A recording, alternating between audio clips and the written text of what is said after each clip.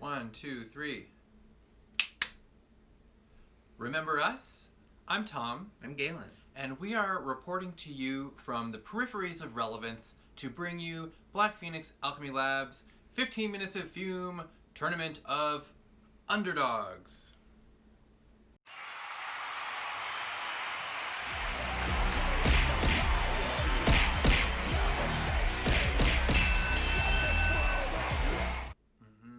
Obligatory dancing. Ba-dum, ba-dum. Da-da-da-da. I don't know why I went Price is Right in my head. Da-da-da-da-da-da-da-da-da. Come on down to the fume is ready. Ba-ba-ba-ba. Okay. We are in the final set of matchups that constitute round 1 of our completely made-up, stupid-ass little tournament in which we pit underperforming general catalog perfume blends against each other to arbitrarily decide by our own personal discernment which ones are superior and which ones are just slightly less superior. The first matchup we've got today is NIGHT-GAUNT versus the Queen of Hearts. Two different fictional universes, one from our A Picnic in Arkham collection of Lovecraftian-inspired perfume blends, the other one from our Mad Tea Party, Alice in Wonderland, Through the Looking Glass. I'm sure that was obvious. You know what we're talking about. You know the Queen of Hearts. I mean, she's not just a playing card at or this a Juice point. Newton song. She's which not will be now stuck in my head. Just a Juice Newton song. They should have gotten Juice Newton to do some of the soundtrack for a version of Alice in Wonderland. She should have been the Queen of Hearts. Oh my god, that's too far. Imagine, though, that she gets up during the courtroom scene and starts singing Queen of Hearts. I'm imagining it. Yeah, we've officially wandered off track. Anyway, what is this video? What? What are we doing? So, first things first, I'm gonna, will you hold there for a second while I do the necessary interneting? I'm on the internet. Great, now it's probably going to change the focus for the whole video. The Queen of Hearts, as imagined by our perfumer, Elizabeth, many years ago, is Lily of the Valley, Calla Lily, Stephanotis, and a drop of cherry. So we're looking at a regal floral bouquet with a hint of fruit. The drop of cherry is a nice kind of, allusion to, it's like the red portion of the scent. I would say so, because otherwise we're getting pretty lily. What is Stephanotis? I looked it up, and it is a warm, it's a flower that has like a warm, rich scent that is like a mixture of jasmine and lily, so, not out of left field.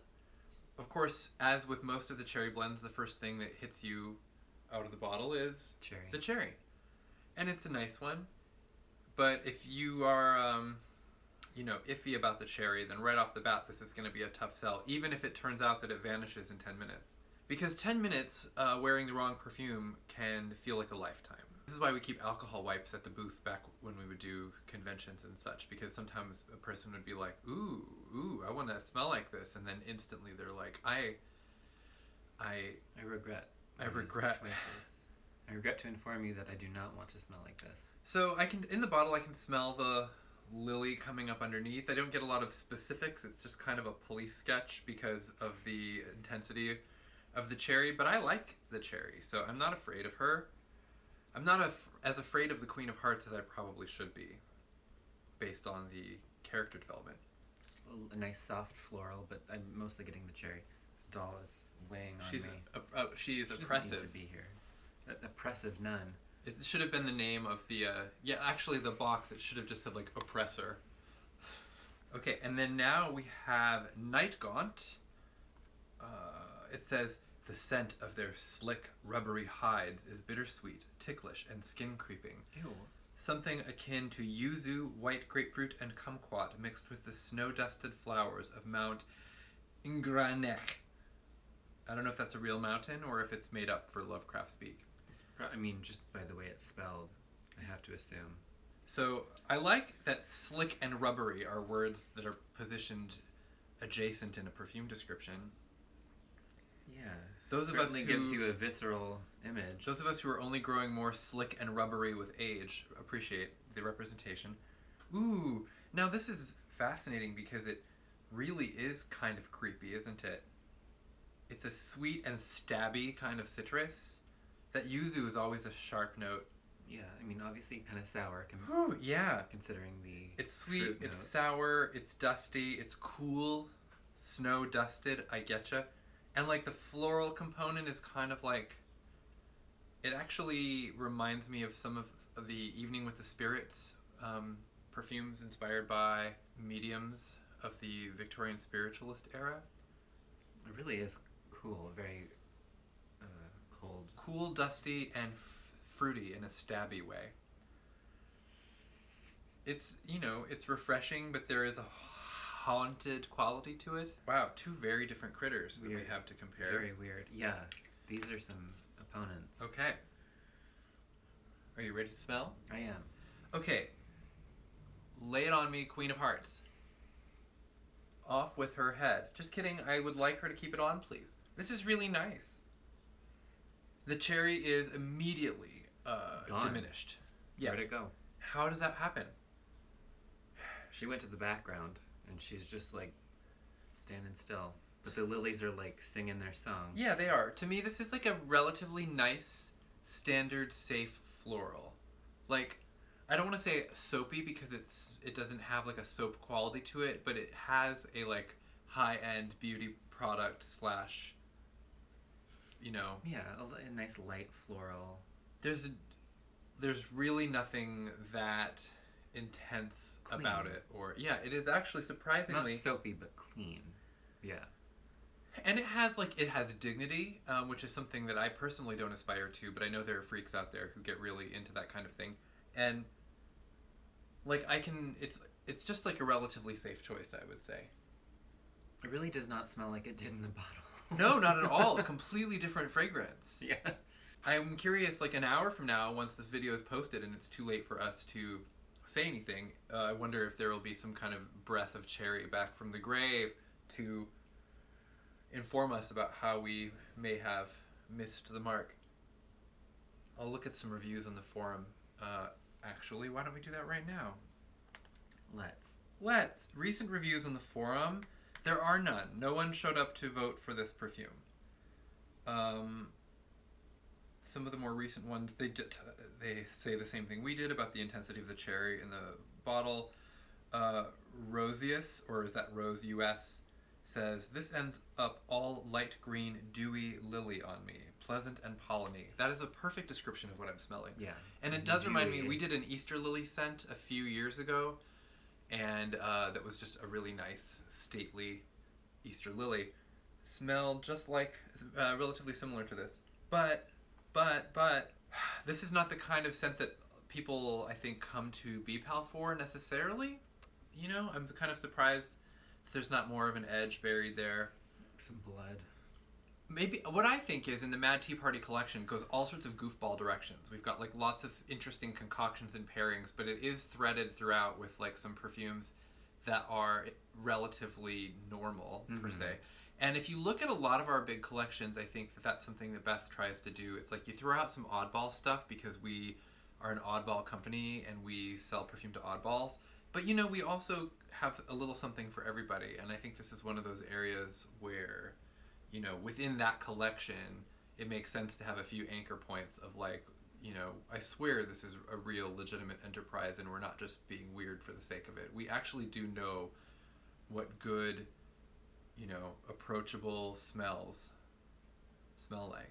Do you want to head over to NIGHT-GAUNT town? I suppose. I love the nightlife. I love to boogie. Oh, and boogie it does. In contrast, this really is kind of a weirdly more original scent. The idea of cooling down the yuzu and grapefruit and like dusting it up is really interesting. Which shows up more on the skin than in the bottle. Like the sourness of all the fruits has really calmed down. It has. It's still. What's funny is it's still there for what but this it's calmed down. Yeah, this is still a relatively light, cheerful citrus floral. Yeah, well, I don't know if cheerful is the right word, but like your associations mentally go there with like citrus and floral, as you're just like, oh, right, it's like a cooled down, twilight citrus floral. Yeah. But it is, I think, really intriguing in that I just haven't smelled this particular combination of smells before. And it definitely has this kind of like steam rising quality that I cherish in a scent about a monster. It kind of sets the scene a little bit. But if you're worried about how slick and rubbery it is, yeah, it doesn't really smell slick and rubbery. Consider the second part of that description is where it says bittersweet, ticklish, and skin creeping. 3 odd words to describe a scent, and yet here it is. Here it is. So NIGHT-GAUNT around. And in this case, we did have someone, my, posted that it was bright, juicy, and vibrant, an uplifting citrus glory of a scent, and gets my vote. Well, my, I was partial to going in this direction before I read your review, but I'm happy to see that I'm happy for your vote of confidence, and I agree that this would get my vote simply for originality, and also, I mean, I love a citrus scent in general, and this is kind of an interesting offbeat one, so yes, I'm voting NIGHT-GAUNT. What do you say? Yeah, I am too. You're in agreement? Are you sure you want to sniff the queen one last time? How often do I get to say that? I mean, more often than most people, probably. I mean, they're both great, but I do think this one stands out more. Well, there you have it. Sometimes it's just that easy. The next and final matchup of round 1 in Tournament of Underdogs is Siberis versus Prague. What's interesting about this is these 2 randomly paired scents are from the same collection in our catalog, which is Wanderlust, and is a group of perfumes inspired by various cities and places around the world. Some real, some imaginary. Most of them are real. And my poorly traveled ass often has to Google to find out which ones are real, because I haven't been anywhere. But I think we all know where Prague is. Somewhere. It's somewhere. Certainly somewhere. Siberis. The pinnacle of wealth, luxury, and self-indulgent pleasure, voluptuousness, and sensuality. I'm sold. Where is it? Is it real? Hold on, Google's. It was an important city in Magna Graecia. So, you know. It's funny because it says Chicago right there. So it was like, because it's like a hotel or something. Siberis, Illinois. Situated on the Gulf of Taranto. That's Taranto, not Toronto. It was founded in 720 BC. So this is like, it gives you an idea of the sort of like old. Where it's placed in, you know, time as well as space. The pinnacle of wealth, luxury, self-indulgent pleasure, voluptuousness, and sensuality. Bright violet with sweet clove, Mediterranean incense notes, and tonka bean. Right off the bat, an unusual collection of notes. Okay. We don't smell a lot of violet. I don't smell a lot of violet paired with clove. Yeah. So. Whoa. What is this reminding me of? It's like it's definitely bittersweet, more so than the one that we just read bittersweet in the description of in NIGHT-GAUNT. This is like a much more tempered sweetness, and it's heavy with incense and clove. Violet is kind of a melancholy flower smell anyway. It's really unusual. There is something kind of like degenerate about it, which I'm like, I guess, vibing with, as you can tell by my body language as I'm smelling. I'm just like, yeah. This is like a truly kind of like up to no good scent. Also, there's something, it's funny because it has some kind of elegant notes, but they're kind of like vibing intensely in a way that is like unwholesome.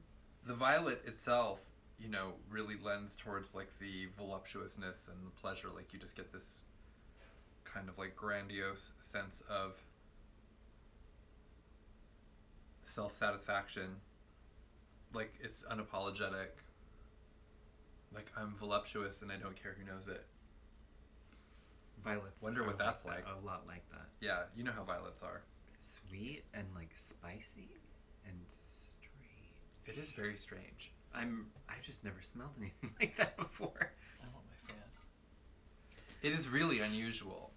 Points for originality, and we'll see if that adds up to anything. And then we have Prague, and the description says, "For Jenny with love." I have no idea who that is. Crocus with snowdrop and 3 lilies. We're back in the lilies. This is funny how that keeps happening. Yeah. Ooh. Wow. It's like flowers bursting through snow. There's definitely that snowiness. A kind of a minty chill. What is crocus? Crocus is a flower. Okay. It's like a chilly, sweet flower. But it's funny because there is something almost like sugary in here, and I can't it's track sweet. it. And almost like fruity. Almost like fruity.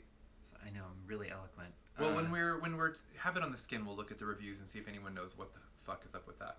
Sometimes I want to get Beth on here on the phone and just call her and be like, "What is in this? What are you doing?"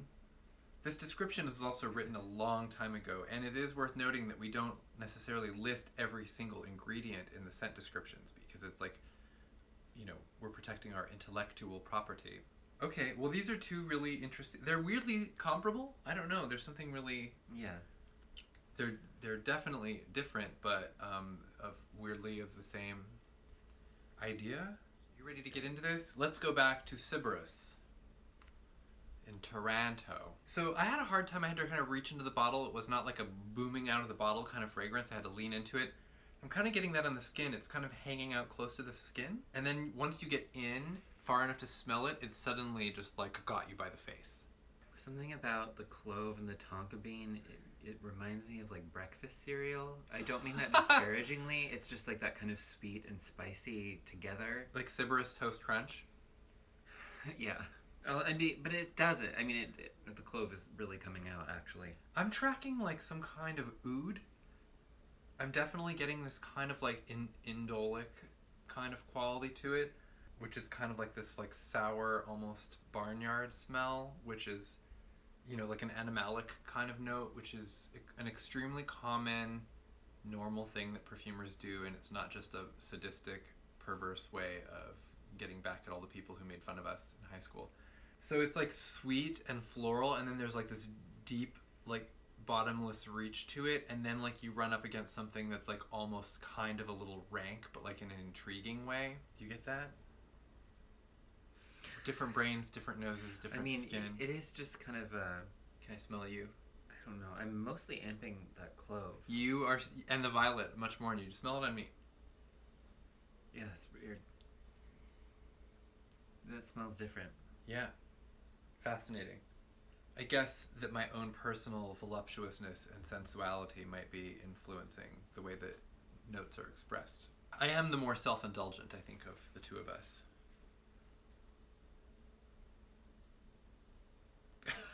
What about the other one? Okay, moving on to the Prague. Ooh. So this is like not that different than it was in the bottle. It really reminds me of the NIGHT-GAUNT. Like, actually, the NIGHT-GAUNT and the Siberis are weirdly comparable, and I guess I'm kind of glad that they weren't in the same competition, because that would have been tough to choose. They're kind of like very similar. Are these not the same? I don't know what it is in the Prague that is still giving me a kind of a fruity note. Kind of a tangy fruity. And it's got the cooled off, thing. Let's go to the reviews, shall we? There really aren't any new reviews for this one, so we're kind of flying blind here, judging wise. There are people in the reviews who are commenting on getting something kind of fruity and juicy and sweet, like berries or apples. It's like truly in the eye of the beholder, I guess. Someone says sweet pine, which is funny because some of the pine notes I notice often have like a juicy quality. You know what I think it is? I think I have it figured out, and it's not listed. I think it's juniper berry. That's what I think. That's what's getting people to think of pine. It's getting people to think of fruit, because Black Forest, which is one that I really love, has a juniper berry note, and it has just like a bit of that like weird dark evergreen fruity quality. And I know that the juniper scent comes up sometimes in the snow blends as a way of like cooling it down. Yeah. So what I think this is like the lilies and crocus and whatever with maybe juniper berry. That's my inexpert nose telling you. Unconfirmed. You heard it from me. I'm not in the pocket of big juniper or anything. If I was left to judge out of the two, I mean, the Siberis is fascinating, and I've never smelled anything quite like it, and I can tell that this would be like a particular person's dream scent. Voting wise, if I had to call it, I guess just because of those associations, I would definitely go with the Prague. I love a juniper in general. Remember when the pandemic started and we were like trapped inside, and I cut some juniper clippings and I brought them home and like put them in some water in the house because I thought it would freshen the air, and it just kind of smelled like cat pee. Yes, I do. Yeah, it really did not work. So this is kind of more like what I hoped it would smell like. It's really lovely. Yeah, and the more it's on, the more it's giving me kind of like Yule vibes, which I guess makes sense because of where some of these notes tend to end up. Which is funny because that's what I said about NIGHT-GAUNT also. So I'm casting my goat. You have to keep leave that in. I'm casting your what now? I'm casting my goat for Prague. I am too. Galen, I'm sorry. I want us to fight more. I want us to have more to fight about. Siberis is really strange on me, just because it's like too much clove and too much violet, and they're competing. They are not getting along on me. It's definitely like it very well communicates like a different city. Like this is a different time, a different city, a smell from a whole different world. It's got a kind of abrasiveness on my skin. Yeah. Whereas Prague is really interesting and like fruity and chilly and just interesting, I think.